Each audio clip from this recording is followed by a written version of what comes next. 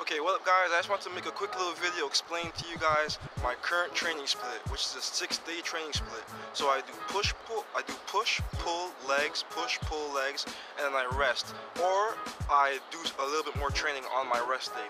Now basically this 6-day training split, push, pull, legs, right? On push days, I do exercises that consist of doing pushing movements. Same for pull day, and same for legs. For legs, I do plyometrics, right?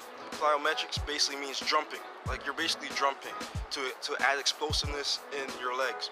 Now for push and pull, the reason why I don't actually use chest and triceps day and back and biceps day is because I'm not actually trying to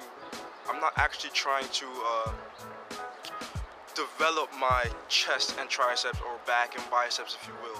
I am, but not for the reason, for example, bodybuilders will call their days chest and triceps day, back and biceps day, because they're actually trying to make it bigger, right? Or they're really trying to just do a workout so that they could get bigger biceps and triceps or whatever.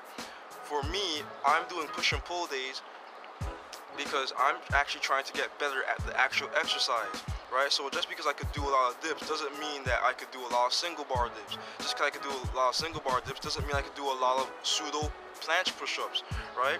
Basically what I'm doing is I'm training my body to learn these exercises so that I could use it in my calisthenics, right? Now my last 2 days, my legs and the rest day, I use those 2 days to practice or train my calisthenic moves, such as the back lever, front lever, my planches on the parallel bar, or my muscle ups, right?